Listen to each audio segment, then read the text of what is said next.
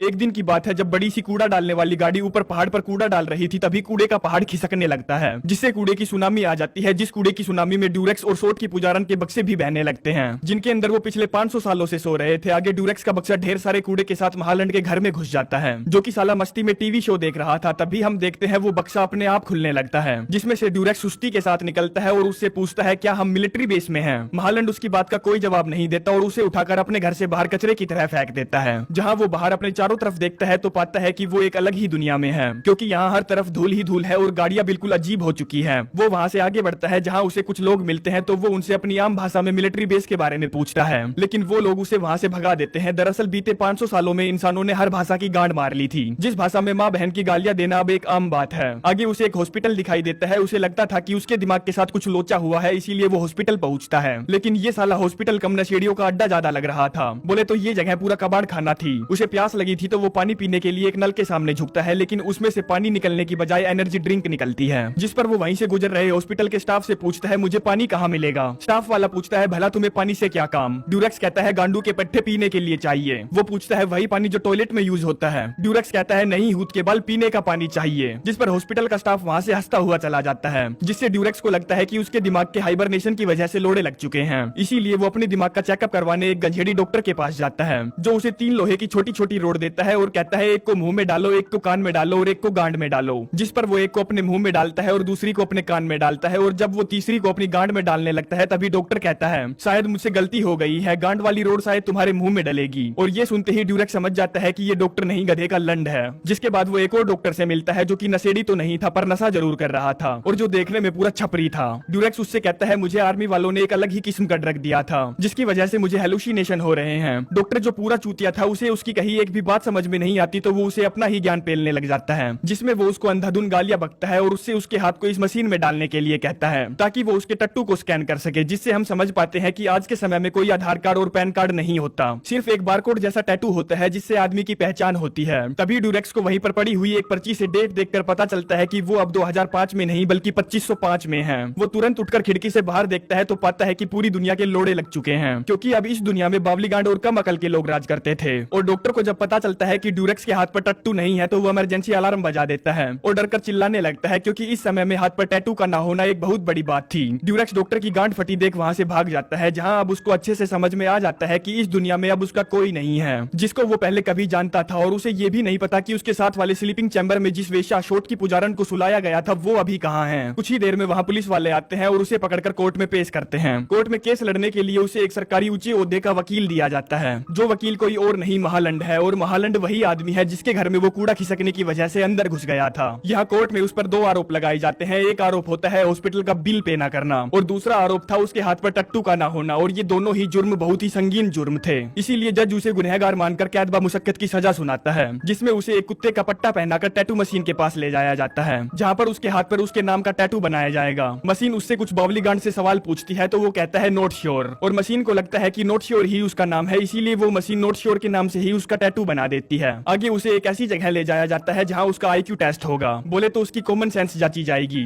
जहाँ पर उससे आज के समय का सबसे भयंकर हार्ड वाला क्वेश्चन पूछा जाता है कि सुहागरात पर पत्नी अपने पति को क्या देती है। ड्यूरेक्स सड़ी सी शकल बनाकर बोलता है बावलीगांड हूत देती है और क्या देगी। फिर उससे एक और हार्ड क्वेश्चन पूछा जाता है लड़की 18 साल से पहले क्या नहीं दे सकती। ड्यूरेक्स बोलता है बावलीगांड वोट नहीं दे सकती। दरअसल ये सवाल इतने आसान थे कि कोई भी पागल खाने का मुजरिम भी इन सवालों के जवाब दे सकता था, लेकिन आज के टाइम में यानी कि 2505 में वो सवाल किसी महाभारत से कम नहीं थे। जिसके बाद उसे वहाँ से जेल भेजा जाता है, जहाँ पर वो एक सिक्योरिटी वाले से कहता है मुझे आज ही रिहा कर दिया जाएगा, तो तुम मुझे उस जेल में क्यों भेज रहे हो। दरअसल उसने सिक्योरिटी वाले से ये झूठ बोला था क्योंकि वो जान चुका था कि ये लोग कम अकल के हैं। सिक्योरिटी वाला कहता है बावलीगांड कम अकल के चूतिए, तू इस लाइन में खड़ा ही क्यों हुआ, चलो जाओ उस कमरे में जाओ, जहाँ से वो उन्हें फिर से चूतिया बनाकर वहाँ से भाग जाता है। हम देखते हैं सोट की पुजारन को, जिसने यहाँ आते ही अपना धंधा फिर से शुरू कर दिया, और वो भी अब तक समझ गई थी कि इस दुनिया में रहने वाले सबके सब मादरचोद चूतिया हैं, इसीलिए वो उनका फायदा उठाती थी, पैसे लेती थी और कहती थी कल आना, और जब वो कल आते थे तो वो उनसे फिर से पैसे लेती थी और फिर से कहती थी कल आना, जिसमें उसकी अच्छी कमाई होती थी और टांगे भी नहीं उठानी पड़ती थी। ड्यूरेक्स दौड़ता हुआ वापस अपने वकील महालंड के घर पहुंचता है और उससे कहता है मैं जिस टाइम से आया हूँ उस टाइम में टाइम मशीन को बनाया जा रहा था और आज 500 साल बाद तक तो वो आसानी से बन चुकी होगी, तो क्या तुम कोई टाइम मशीन के बारे में जानते हो। महालंड कहता है हाँ मैं जानता हूँ एक ऐसी मशीन के बारे में जिसको इस्तेमाल करके तुम वापस अपने टाइम में जा सकते हो, लेकिन उसके बदले मुझे क्या मिलेगा। ड्यूरेक्स कहता है मैं उस टाइम ट्रेवल मशीन को यूज करके 500 साल पीछे जाऊंगा करूंगा और तुम्हारे नाम से एक बैंक अकाउंट खुलवाऊंगा, जिसमें मैं बहुत सारे पैसे डलवाऊंगा और आज के टाइम में जब तुम उस अकाउंट को एक्सेस करोगे तो तुम्हारे पास $2 बिलियन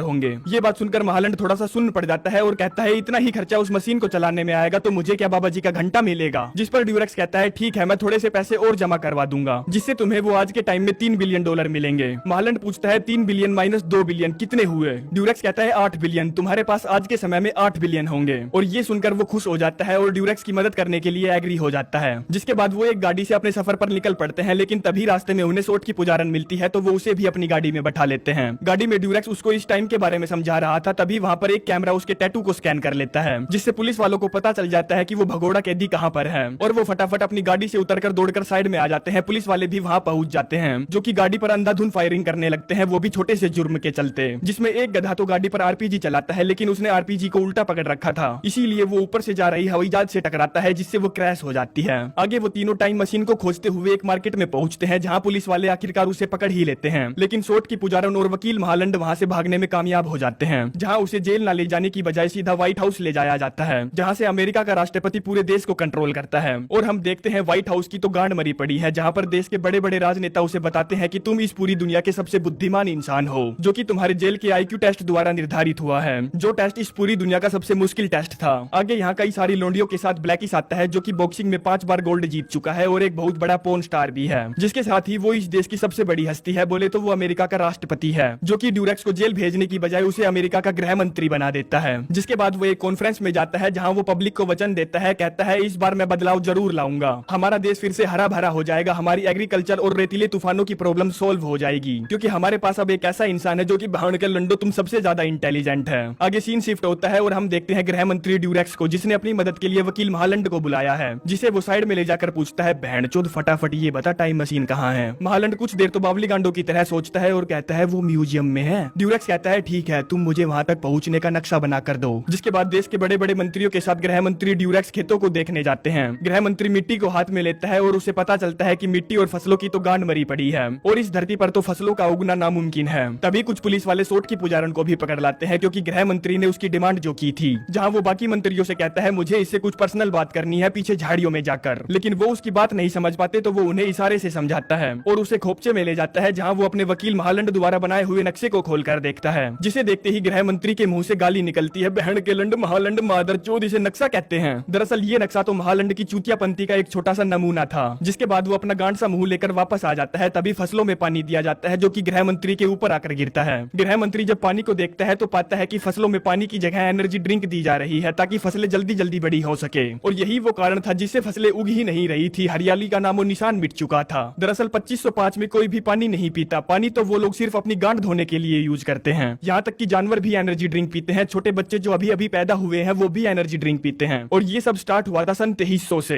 जिसके बाद वो फिर से व्हाइट हाउस पहुंचता है और बड़े बड़े बावलीगांड मंत्रियों के साथ मीटिंग करता है। कहता है हमें फसलों में एनर्जी ड्रिंक नहीं पानी डालना होगा, वही पानी जो तुम अपनी गांड को धोने में यूज करते हो। जिस पर वो बावलीगांड कहते हैं अगर गांड धोने के पानी से ही फसलें होती तो हमारी गांड में ही फसलें ना उग जाती। गृह मंत्री उन सभी को समझाने में अपनी गांड तक का जोर लगा लेता है, लेकिन उनको झाट भी समझ में नहीं आता। जिसके बाद वो एक चूतिया सी बात बोलता है, कहता है मैं फसलों से बात कर सकता हूँ। आगे वो खेतों में फसलों से बात करने जाता है, जहाँ पर वो एक सूखे पेड़ से पूछता है तुम पानी पीना चाहोगे या एनर्जी ड्रिंक। पेड़ तो सूखा पड़ा था, वो क्या झाट ही बोलता, लेकिन गृह मंत्री चालाक था तो वो कहता है पौधे ने मुझसे कहा है कि वो पानी पीना चाहता है। जिसके बाद सारे मंत्री उसकी बात से एग्री हो जाते हैं और अगले दिन से खेतों में फसलों को पानी से सींचा जाता है। लेकिन फसलें तो जैसे रूठी हुई गर्लफ्रेंड जैसी थी, साली उगने का नाम ही नहीं ले रही थी। आगे हम देखते हैं एनर्जी ड्रिंक बनाने वाली कंपनी अब सड़क पर आ चुकी है, क्योंकि उसके सारे शेयर गिर चुके हैं फसलों को पानी देने की वजह से। जिसके पीछे का एक रीजन ये भी था कि वो एनर्जी ड्रिंक बनाने वाली इकलौती ऐसी कंपनी थी जिसने पूरे देश के लोगों को नौकरी दे रखी थी, जिसकी वजह से लोग बेघर हो गए थे, बेरोजगार हो गए थे। खैर बावलीगांड तो वो पहले से ही थे। जिसमें देश की पूरी अर्थव्यवस्था को तहस नहस करने का जिम्मेदार गृह मंत्री ड्यूरेक्स को ठहराया जाता है और कुछ ही दिनों में अब उसे मौत की सजा भी होनी है, जिसमें उसे बड़े बड़े मॉन्स्टर ट्रकों द्वारा कुचलकर मार दिया जाएगा। आगे वो रात आ जाती है जब उसकी मौत की सजा पर अमल किया जाना था, जिसमें उसे उन मॉन्स्टर ट्रकों का सामना करने के लिए एक छोटी सी आल्टो दी जाती है, जिसमें वो बड़ी ही चतुराई के साथ उनसे जीत जाता है। लेकिन उनमें से एक ट्रक का ड्राइवर बच जाता है, जिसके पास फायर थ्रोवर गन थी, जिससे वो ड्यूरेक्स को जलाकर पकोड़ा बनाना चाहता था। दूसरी तरफ वकील महालंड और शोट की पुजारन को पता चलता है कि गृह मंत्री ड्यूरेक्स ने जिन बीजों को पानी से सींचा था वो अब उगने लगे हैं, इसीलिए वो फटाफट एक पौधे को लेकर स्टेडियम पहुंचती है और राष्ट्रपति सर से इस बारे में बात करती है, लेकिन राष्ट्रपति उसकी एक नहीं सुनता। जिसके बाद वो वकील महालंड के साथ एक न्यूज रिपोर्टर को खेतों में जाकर फसलों की वीडियो का टेलीकास्ट करने के लिए बोलती है, लेकिन वो दोनों साले वहाँ एक वेश्यालय के सामने जाकर लड़ने लगते हैं कि पहले कौन लेगा। दूसरी तरफ ड्यूरेक्स की जान के लाले पड़े थे, लेकिन तभी उन दोनों की लड़ाई के बीच रिपोर्टर का कैमरा खेत में जाकर गिरता है, जिससे खेत का लाइव टेलीकास्ट सीधा मैदान में बड़ी स्क्रीन पर होने लगता है, जहाँ पर जब सभी लोग उगे हुए पौधों को देखते हैं तो बिल्कुल शांत हो जाते हैं, जिससे ये साबित हो जाता है कि गृह मंत्री ड्यूरेक्स का लिया हुआ डिसीजन बिल्कुल ठीक था। गृह मंत्री ड्यूरेक्स की खूब वाहवाही की जाती है, क्योंकि उसने करीबन 200 साल बाद फसलों को एक बार फिर से उगाया था। व्हाइट हाउस में एक पार्टी रखी जाती है, जहाँ ड्यूरेक्स सोट की पुजारन से कहता है हमें टाइम मशीन को यूज करके अपने समय में वापस जाना चाहिए, लेकिन वो उसे मना कर देती है, कहती है मैं उस दुनिया में बिल्कुल बेवकूफ और यूजलेस थी, इसीलिए मैं इसी दुनिया में रहना चाहती हूँ और एक नई शुरुआत करना चाहती हूँ। तभी राष्ट्रपति सर एक अनाउंसमेंट करते हैं कि वो ड्यूरेक्स को उपराष्ट्रपति बनाना चाहते हैं, लेकिन वो उनके ऑफर को ठुकरा देता है और कहता है नहीं, मैं वापस अपनी दुनिया में जाना चाहता हूँ। तभी वहाँ पर खड़े बहुत सारे लोग कहते हैं हमारी दुनिया के तो लोड़े लगे पड़े हैं और तुम अब इस दुनिया के सबसे इंटेलिजेंट आदमी हो, अगर तुम ही यहाँ से चले गए तो हमारा भविष्य कौन संभालेगा। ड्यूरेक्स कहता है वो मेरी प्रॉब्लम नहीं है, तुम्हें अपनी प्रॉब्लम का सोल्यूशन खुद ही निकालना पड़ेगा, क्योंकि वो प्रॉब्लम तुम लोगों ने खुद ही खड़ी की है। जैसे मैंने फसलों की प्रॉब्लम को पानी देकर सोल्व किया, ठीक वैसे ही तुम्हें हर चीज का बिल्कुल सही हल ढूंढना होगा। तभी वहाँ पर खड़ा एक मंत्री कहता है ई टपोरो में न्यूक्लियर प्लांट लीक हो गया है, तो हम उसको क्या पानी से ठीक करें। और ये सुनते ही ड्यूरेक्स समझ जाता है कि ये साले नहीं सुधरने वाले और वो अपना डिसीजन बदल लेता है कि वो अब 2505 में ही रहेगा और इन लोगों का जीवन सुधारेगा। जिसके बाद वो महालंड के साथ टाइम मशीन देखने जाता है कि एक बार देख तो लू टाइम मशीन दिखती कैसी है,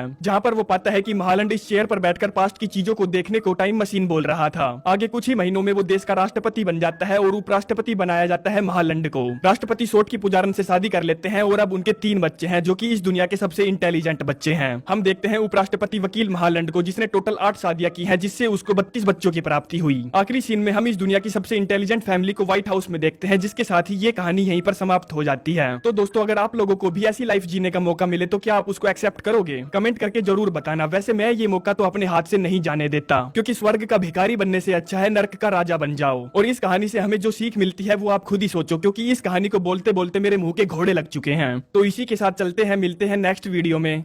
धन्यवाद।